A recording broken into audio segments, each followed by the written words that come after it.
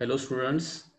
तर last time आपण block on block problem बघत होतो की ज्याच्यामध्ये मॅक्सिमम फोर्स लोअर किंवा अप्पर ब्लॉकवर किती लावायचा हे कसं कॅल्क्युलेट करायचं आपण लास्ट टाइम बघितलेलं होतं. आता त्याच्याच रिलेटेड आणखी काही प्रॉब्लेम्स आपण बघणार आहे.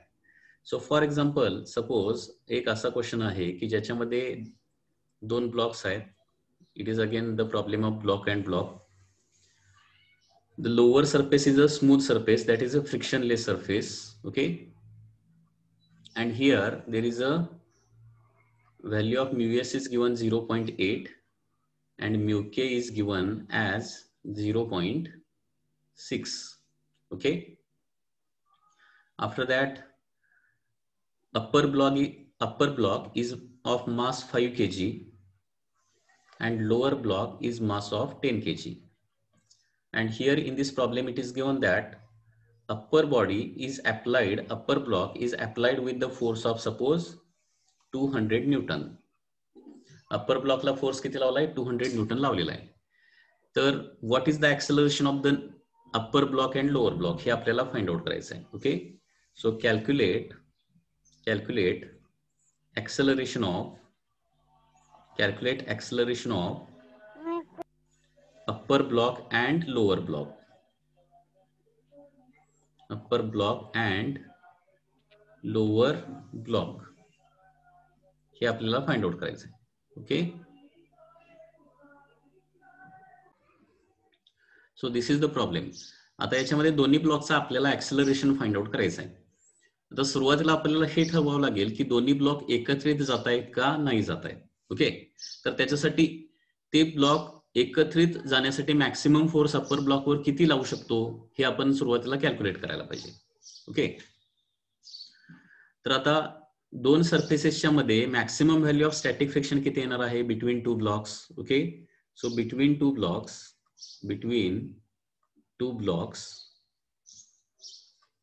Fs max किती येणार आहे? Fs max is equal to mu s into normal reaction, that is mu s into mg. Normal reaction will be equal to mg.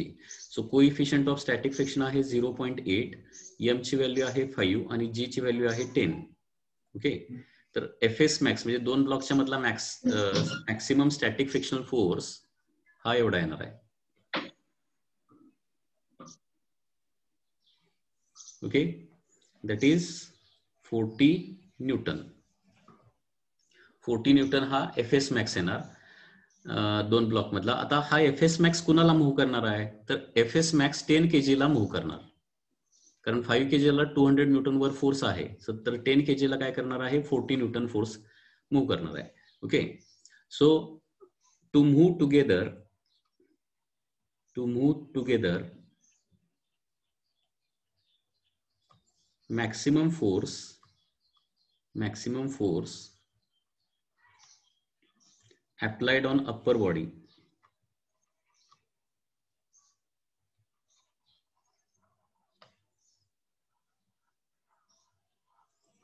okay is equal to F is equal to total mass into maximum acceleration.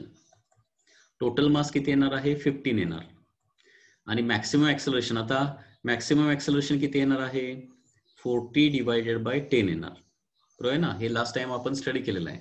कारण Fs max खालच्या बॉडीवर act होणार आणि खालच्या बॉडीमध्ये Fs max मुळे जास्तीत जास्त acceleration किती क्रिएट होणार? 40 डिवायडेड बाय त्याचं मास 10, that is 4 and therefore 60 Newton. आपण जास्तीत जास्त इथं फोर्स अप्लाय करू शकतो अप्पर ब्लॉकवर किती? 60 Newton, so that they move together. हे लक्षात आलं का बघा? ते एकत्रित मूव्ह होण्यासाठी जास्तीत जास्त फोर्स किती लावू शकतो आपण? 60 न्यूटनचा फोर्स लावू शकतो. 60 न्यूटनचा फोर्स.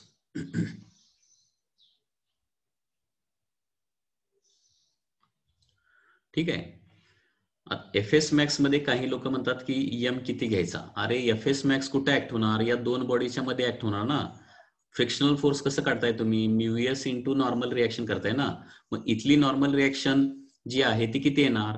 आता या सरफेसवर जेवढा लोड पडणार आहे, जेवढा फोर्स पडणार आहे, जेवढं वेट पडणार आहे, तेवढीच नॉर्मल रिएक्शन येणार ना.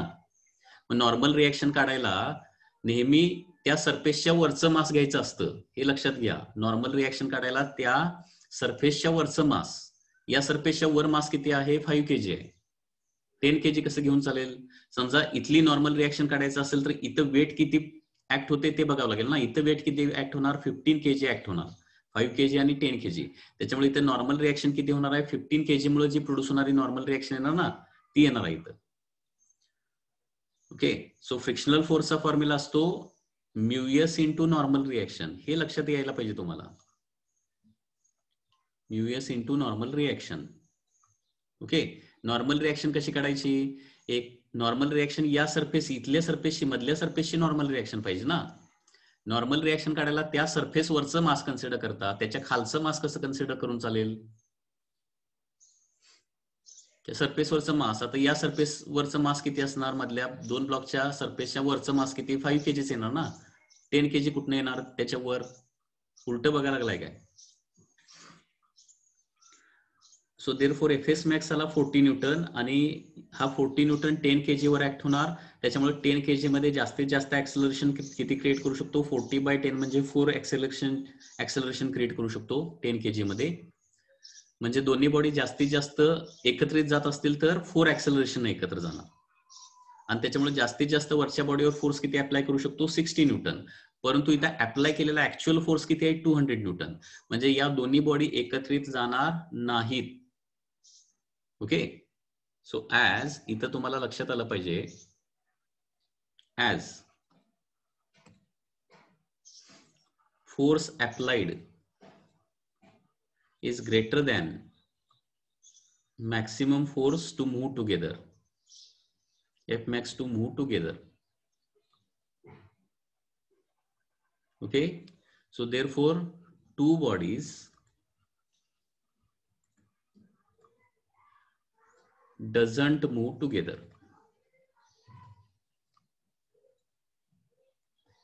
म्हणजे हे अगोदर लक्षात आलं का बघा, दोन्ही बॉडी एकत्रित जाणार आहेत का सेपरेट जाणार आहेत? हे कसं ठरवायचं?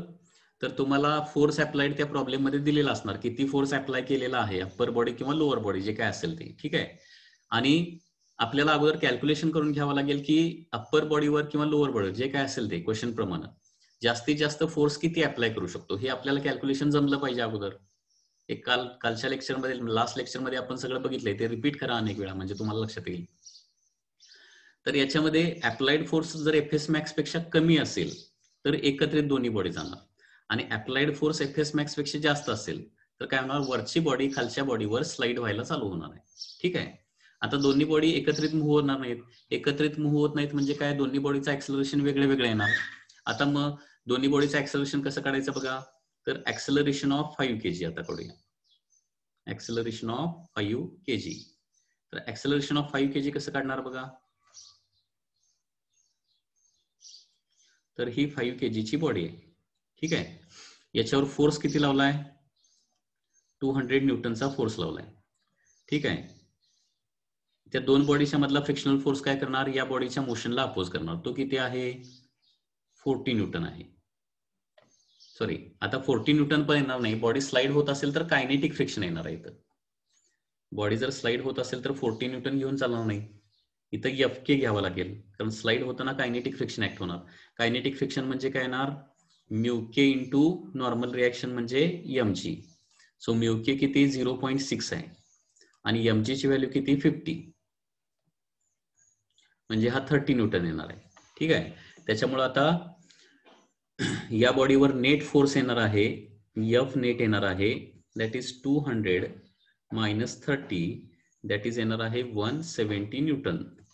and therefore acceleration, suppose this is body A and this is body B, तर acceleration of body A येणार आहे, त्याच्यावर ऍक्ट होणारा नेट फोर्स असणार 170 डिवायडेड बाय त्याचं मास, that is 5.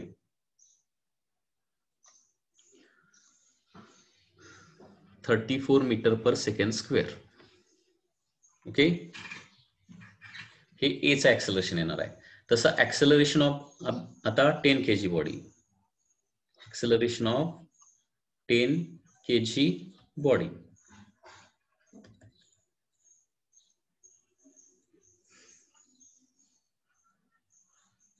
समजा ही 10 kg बॉडी असेल, ठीक आहे. तर याच्यावर आता जसं वरच्या बॉडीवर Fk अपोजिट डायरेक्शन ऍक्ट होणार, तसं खालच्या बॉडीवर Fk सेम डायरेक्शन ऍक्ट होणार. म्हणजे या दोघांच्या मधला फ्रिक्शनल फोर्स काय करतो, वरच्या बॉडीला अपोज करणार आणि खालच्या बॉडीला काय करणार आहे, सरकवण्याचा प्रयत्न करणार आहे. ओके, सो Fk हा 10 kg वर ऍक्ट होणार and therefore acceleration of body B is equal to, त्याच्यावर Fk हा एवढाच नेट फोर्स आहे, Fk डिवायडेड बाय त्याचं मास. Fk किती आहे 30 कायनेटिक फ्रिक्शन डिवायडेड बाय त्याचं मास किती 10. सो त्या बॉडीचं ऍक्सेलरेशन येणार आहे 3 meter per second square. So that is the answer. या पद्धतीने हे सोल्युशन करावं लागेल. प्रॉब्लेम लक्षात येतोय का बघा. आणखी एक प्रॉब्लेम घेऊया, म्हणजे आणखी तुम्हाला प्रॅक्टिस होईल थोडस.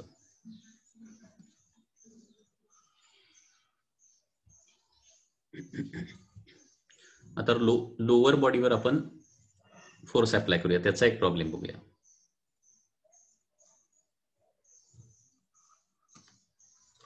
Once again there is a block on block.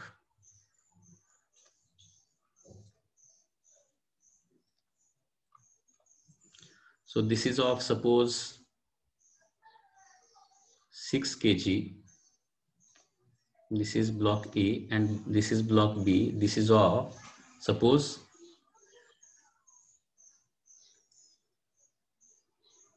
12 kg. Bottom surface is a smooth surface. Okay, and this is a rough surface having mu s 0.6 and mu k 0.5. mu s 0.6, mu k 0.5. आता lower बॉडीवर force apply केलेला आहे.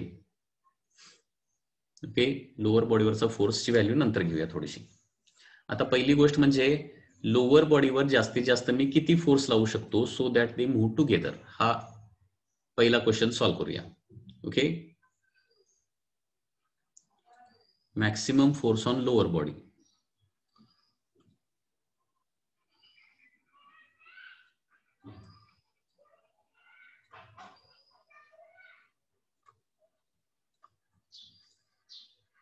lower block so that they move together. Maximum force on lower block so that they move together. हे काढायचं आहे. तर कसं काढायचं, मी तुम्हाला स्टेप सांगितलेले आहेत. Fs मॅक्स अगोदर काढा.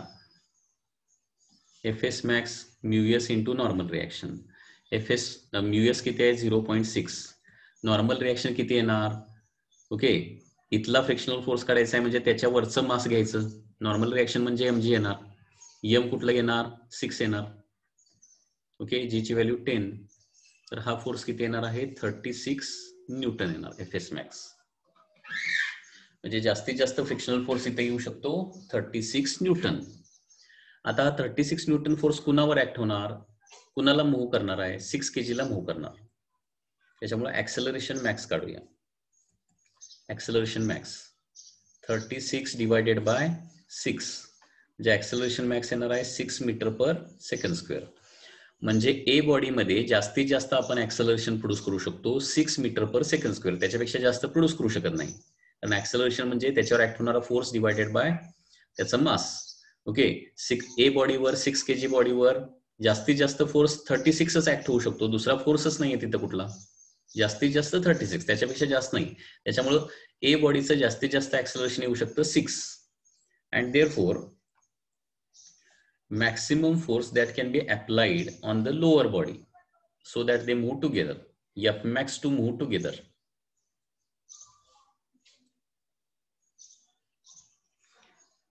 F max to move together. Okay. किती येणार that is F max to move together is total mass, that is 6 plus 12 into acceleration max, that is 6. That is येणार आहे 108 न्यूटन. म्हणजे या खालच्या बॉडी बी वर जास्तीत जास्त फोर्स किती अप्लाय करू शकतो 108 so that they move together. एकत्रित मूव्ह करण्यासाठी जास्तीत जास्त 108 फोर्स मी अप्लाय करू शकतो. 108 पेक्षा जास्त फोर्स अप्लाय केला तर बी बॉडी काय होणार फास्ट पळणार आहे. बीचं ऍक्सेलरेशन जास्त क्रिएट होणार आणि ए जरा पाठीमागं पडायला लागणार. आणि त्याच्यापेक्षा कमी फोर्स अप्लाय केला तर काय होणार आहे त्या एकत्रितच ट्रॅव्हल करणार आहे कारण इथं सफिशियंट फ्रिक्शन असणार आहे. ठीक आहे. आता याच्यामध्ये दोन केसेस घेऊया, case 1 and case 2.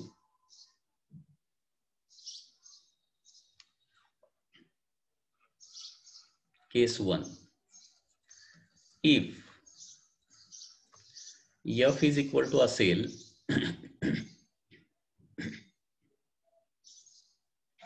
F is equal to असेल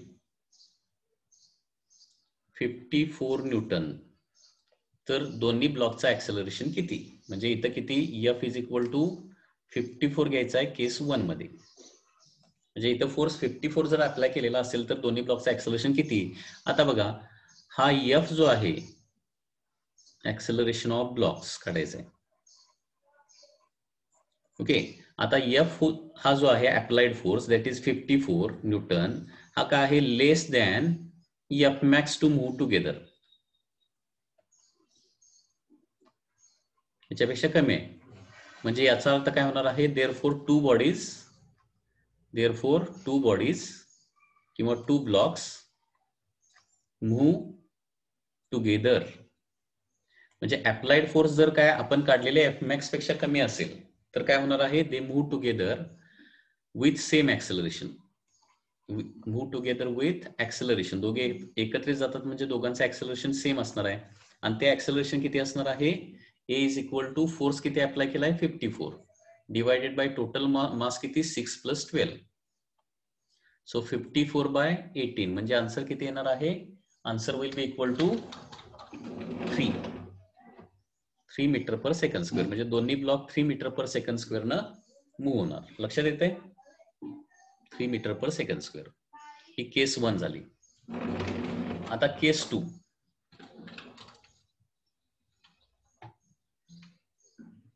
केस 2, इफ जर अप्लाइड फोर्स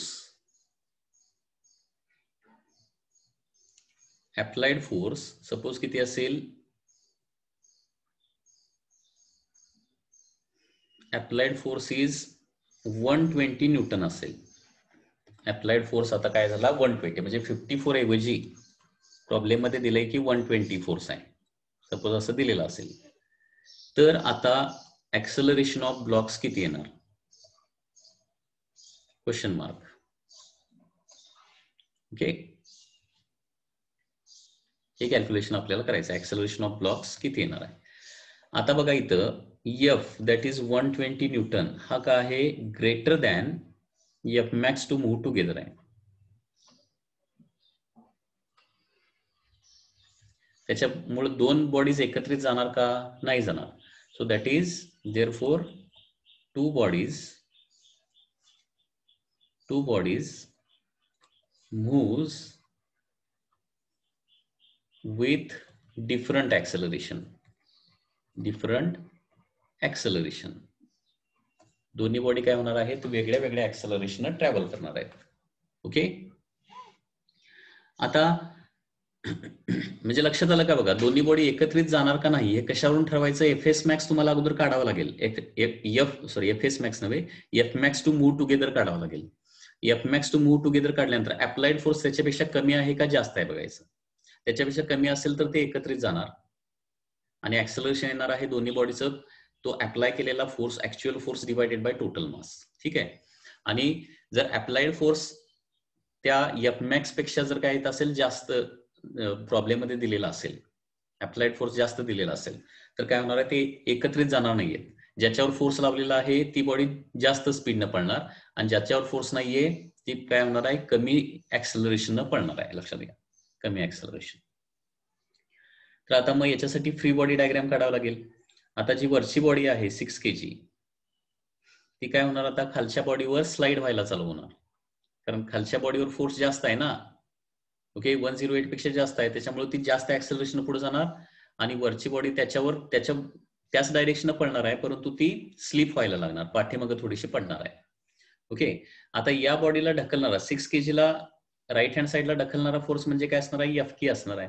त्याच्यामुळं ऍक्सेलरेशन ऑफ ब्लॉक ए म्हणजे वरचा जो ब्लॉक ए असेल त्याचं ऍक्सेलरेशन काय असणार आहे, Fk डिवायडेड बाय त्याचं मास, दॅट इज 6. Fk किती येणार आहे, μk इंटू mg. म्यू के किती आहे 0.5 आणि mg ची व्हॅल्यू आहे 60 डिवायडेड बाय 6 म्हणजे आन्सर येणार आहे 5 मीटर पर सेकंड स्क्वेअर. त्याचं ऍक्सेलरेशन किती येणार, वरच्या ब्लॉकचं 5 मीटर पर सेकंड स्क्वेअर येणार आणि खालच्या ब्लॉकचं किती येणार. मग खालच्या बॉडीची जर फ्री बॉडी डायग्राम काढली बॉडी ब्लॉक बी ची, तर याच्यावर अप्लाय केलेला आहे फोर्स आपण 120 न्यूटन आणि फ्रिक्शनल फोर्स त्याच्या मोशनला अपोज करणार आहे, तो किती आहे, दॅट इज Fk, कारण वरचा ब्लॉक त्याच्यावर स्लाइड व्हायला लागलाय. Okay, and therefore acceleration of block B म्हणजे काय येणार आहे 120 मायनस Fk डिवायडेड बाय त्याचं मास किती दिलंय 12 दिलंय ना. सो 120 मायनस Fk किती आलं होतं, Fk इज 30 आलं होतं ना, 30.5 into 60 that is 30 divided by 12 होणार. म्हणजे ऍक्सेलरेशन ऑफ ब्लॉक येणार आहे 120 मायनस 30 म्हणजे 90 डिवायडेड बाय 12 दॅट इज येणार आहे 7.5 meter per second square. That is the answer.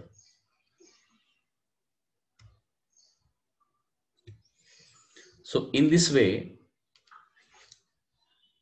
F max तुम्हाला या म्हणजे ब्लॉक ऑन ब्लॉक प्रॉब्लेम मध्ये काय डिसाइड करता आलं पाहिजे की अप्पर ब्लॉक किंवा लोअर ब्लॉकवर जास्तीत जास्त फोर्स आपण किती अप्लाय करू शकतो so that they move together, ही पहिली गोष्ट कॅल्क्युलेट करता आली पाहिजे. त्याच्यानंतर प्रॉब्लेम मध्ये अप्लाइड फोर्स दिलेला असणार आहे, तो अप्लाइड फोर्स एफ मॅक्स पेक्षा कमी आहे का जास्त आहे बघायचं. अप्लाइड फोर्स एफ मॅक्स पेक्षा कमी असेल तर ते एकत्रित बॉडी दोन्ही जाणार आहेत आणि applied force F S max पेक्षा जास्त असेल तर काय होणार आहे, दोन्ही बॉडी एकत्रित जाणार नाहीयेत. ज्याच्यावर फोर्स आहे ती फास्ट जाणार, जास्त ऍक्सेलरेशन जाणार आणि ज्याच्यावर फोर्स नाहीये ती कमी ऍक्सेलरेशन जाणार. ठीक आहे, दोन्ही बॉडी एकत्रित जर जात नसतील तर दोन्ही बॉडीचं ऍक्सेलरेशन कसं काढायचं आहे, ज्याच्यावर फोर्स अप्लाय केलेला नाहीये त्याच्यावरचा फोर्स काय घ्यायचा, Fk घ्यायचा, Fk डिवायडेड बाय त्याचं मास. ठीक आहे, आणि ज्याच्यावर फोर्स अप्लाय केलेला आहे त्याचं ऍक्सेलरेशन किती येणार आहे, that is applied force minus Fk divided by त्याचं मास. या पद्धतीने तुमचं कॅल्क्युलेशन येणार आहे. Okay, any doubt. हा, याच्यानंतर आपल्याला स्टडी करायचं आहे motion of bodies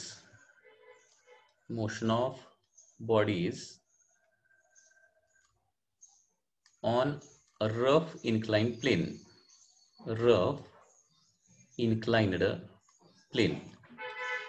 okay, motion of bodies on rough inclined plane. तर त्याच्यामध्ये first motion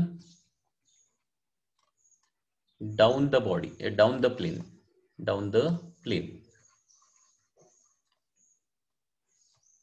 Motion down the plane. Okay, suppose there is an inclined plane like this आणि बॉडी खाली slide व्हायला लागली, moving down. Okay, moving down the plane. So this angle is theta. आता slide होत असेल तर काय होणार आहे, कायनेटिक फ्रिक्शन येणार, त्याच्यामुळे म्यूके आपल्याला इथे लागणार आहे. ओके, आता बॉडी खाली जर स्लाइड होत असेल तर खाली ओढणारा फोर्स किती येणार आहे, mg साइन थिटा, आणि अपोज करणारा फोर्स किती असणार आहे, mu k into normal reaction, that is mg. Normal reaction किती असते तिरक्या सरफेसवर, म्यूके mg कॉस थिटा. त्याच्यामुळं if a block is sliding down the plane, down the inclined plane, एखाद्या प्लेन वरून एखादा ब्लॉक स्लाइड होत असेल खाली, तर नेट फोर्स किती येणार आहे, नेट फोर्स येणार आहे, खाली ओढणारा फोर्स हा जास्त असला पाहिजे ना तर स्लाइड होणार आहे.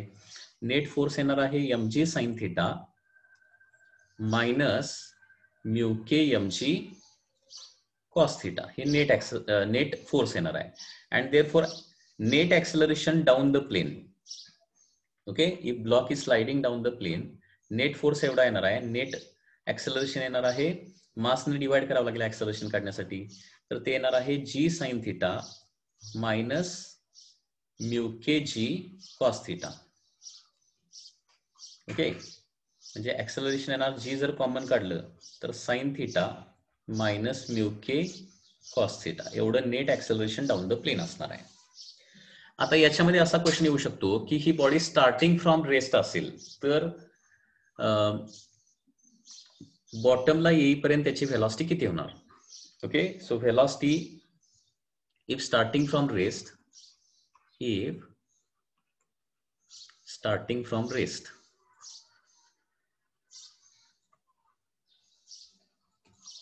velocity when reaches bottom, velocity when it reaches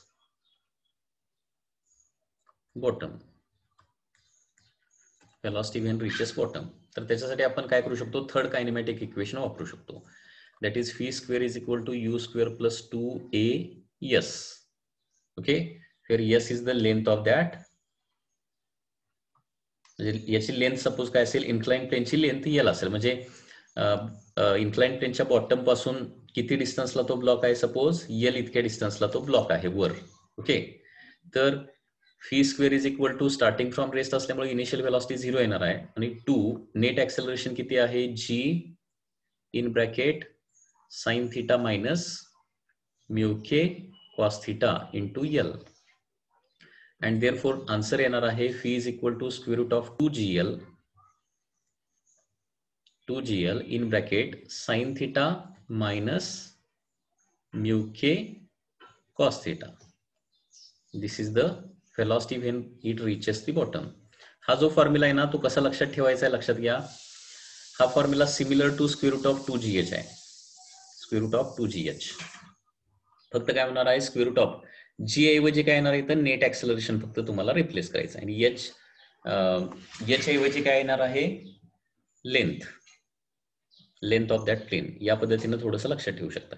square root of 2gh ऐवजी square root of 2gl in bracket sine theta minus mu k cos theta. तर एका रफ इन्क्लाइन प्लेनवरून एखादी बॉडी सोडली खाली तर बॉटमला येईपर्यंत त्याला किती व्हेलॉसिटी मिळणार आहे, square root of 2gl sine theta minus mu k cos theta. म्हणजे लक्षात काय ठेवायचं आहे, पहिली गोष्ट म्हणजे net acceleration down the plane, हा एक फॉर्म्युला तुम्हाला लक्षात ठेवावा लागेल. ओके, तो काय असतो, g sine theta minus mu k g cos theta, किंवा g in bracket sine theta minus mu k cos theta, आणि खाली येईपर्यंत त्याला व्हेलॉसिटी किती मिळणार आहे, square root of 2gl in bracket sine theta minus mu k cos theta. ठीक आहे, त्याचबरोबर खाली येण्यासाठी वेळ किती लागणार आहे, टाइम किती लागणार आहे, time to reach bottom, time to reach bottom.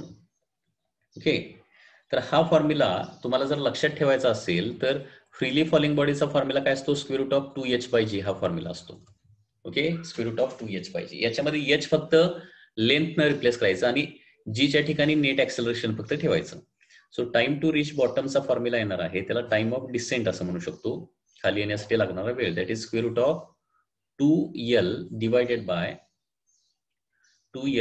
Bye net acceleration किती, that is g in bracket sin theta minus mu k cos theta, that is the time to reach the bottom.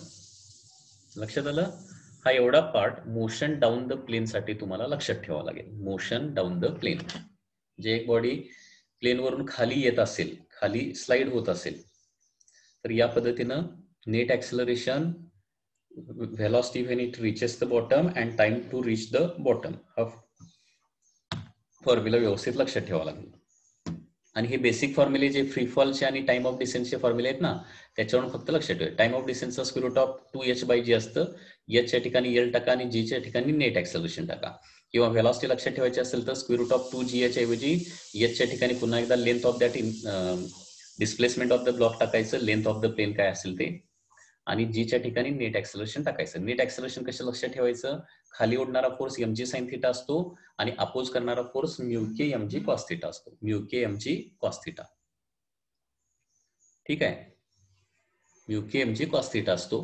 तर net force किती येणार आहे mg sin theta minus mu k mg cos theta, आणि m त्याच्यातलं काढून टाकायचं म्हणजे net acceleration येणार g sin theta minus mu k g cos theta, या पद्धतीने येणार. So this is the motion down the plane. आता याच्या अपोजिट आपण बघणार आहे motion up the plane. Number 2, motion up the inclined plane. Up the inclined plane. Motion up the rough inclined plane. म्हणजे आता पुन्हा एकदा बघा, there is an inclined plane like this,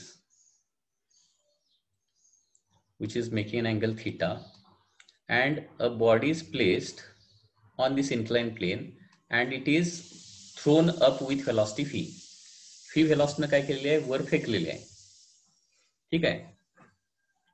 तर आता इथं क्वेश्चन काय काय असणार आहे, तर जास्तीत जास्त किती डिस्टन्स वर जाऊन ती थांबणार आहे, किती टाइम नंतर ती वर जाऊन थांबणार आहे, लक्षात घ्या.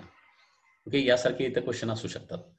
म्हणजे एका रफ सरफेसवर एक ब्लॉक ठेवलाय, रफ सरफेस, रफ इन्क्लाइंड प्लेनवर, आणि तो फी व्हेलॉसिटीने वर प्रोजेक्ट केला अलॉंग द प्लेन.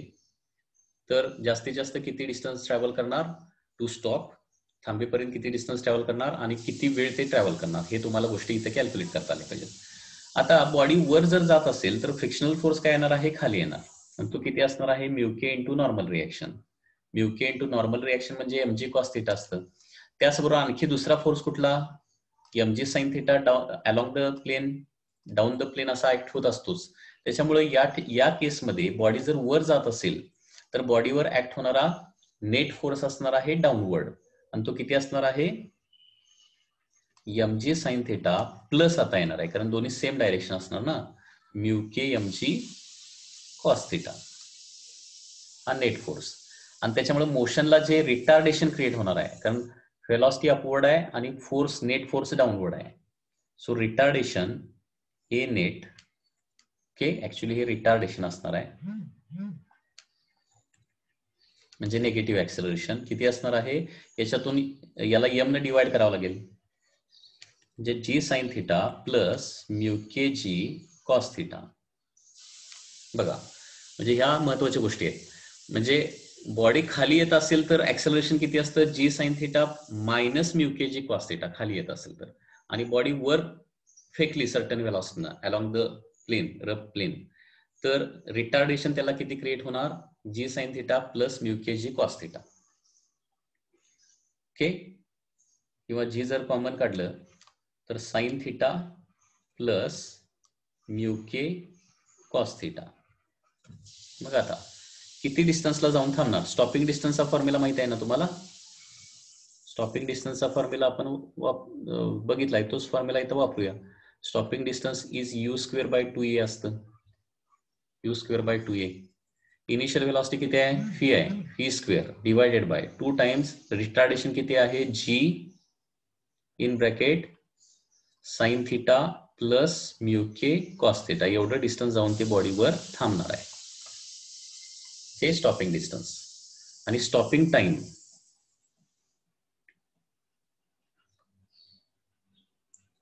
स्टॉपिंग टाइमचा formula that is time of ascent असं आपण म्हणू शकतो. टाइम ऑफ असेंटचा फॉर्म्युला तोच येणार आहे, म्हणजे समजा एस डिस्टन्स जाऊन ते थांबत असेल, एस डिस्टन्स जाऊन काय होत असेल, थांबत असेल, किंवा एल डिस्टन्स जाऊन जर थांबत असेल, तर टाइम ऑफ असेंटचा फॉर्म्युला येणार आहे, ही एल अगोदर काढावं लागेल, आणि एल काढल्यानंतर square root of 2l divided bye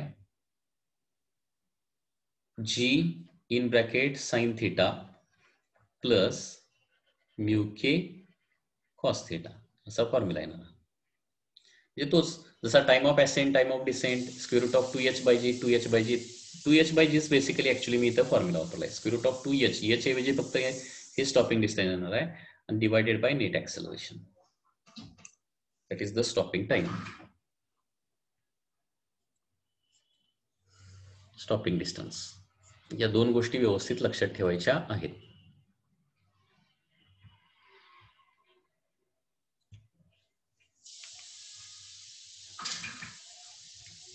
okay,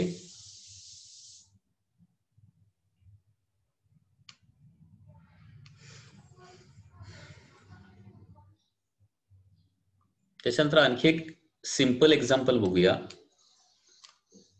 जे एका एक्झाम मध्ये ऑलरेडी विचारलेलं होतं.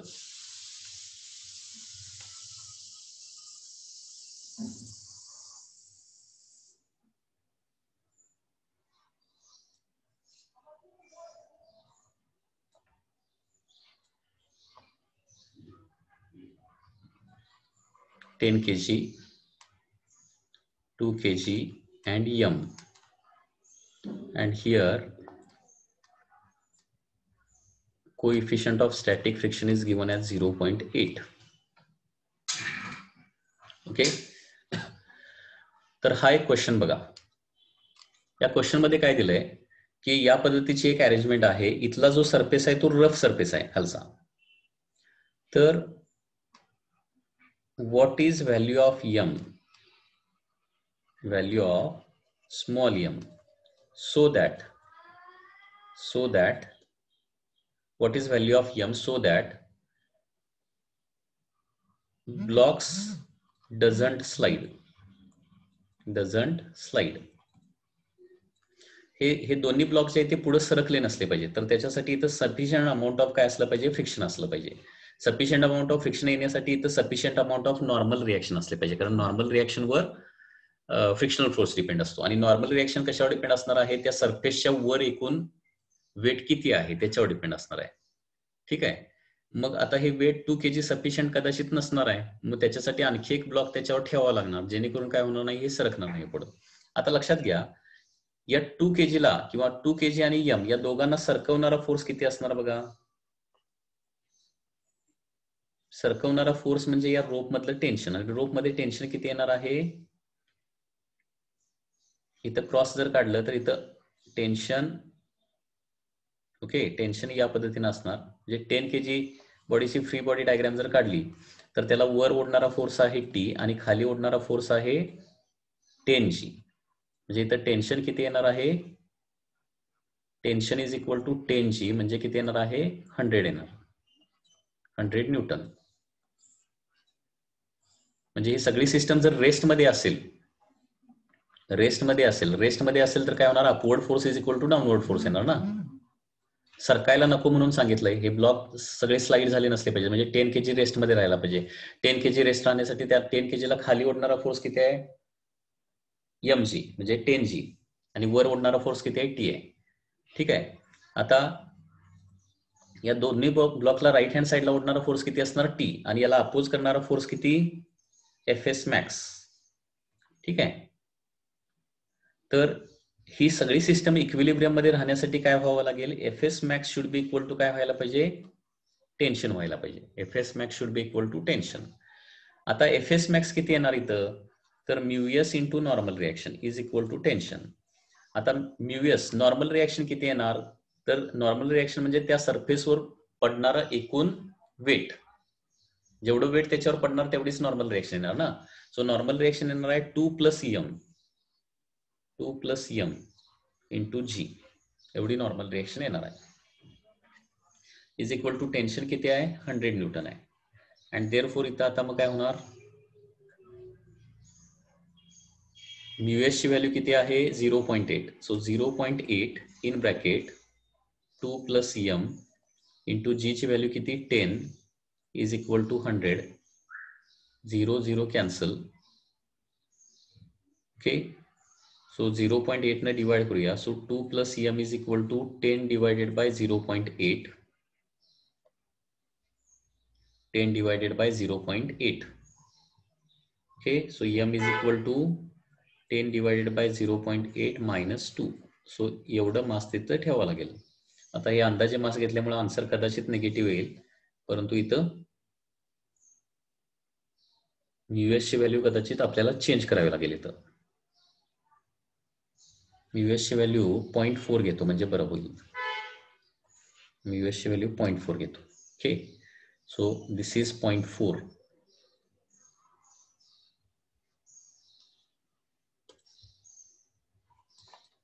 .4, 0.4.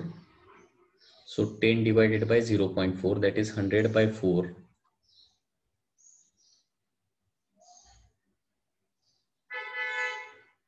0.8 असलं तरी पण काय फरक पडत नाही, ते पण चालतं ऍक्च्युली. ओके, सो 100/4 म्हणजे 25 - 2, सो एम येणार आहे 23 किलोग्राम. सो 23 किलोग्राम एवढं मास आपल्याला इथे ठेवावं लागेल. तर काय होणार, ही बॉडी स्लाइड होणार नाही. लक्षात येतंय?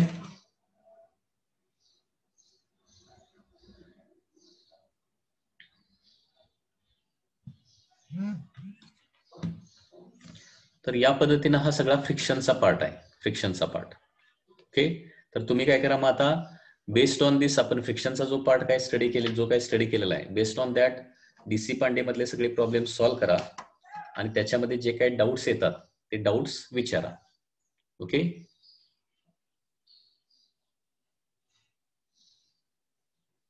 तर इथं आपलं फ्रिक्शन आता एंड होणार आहे.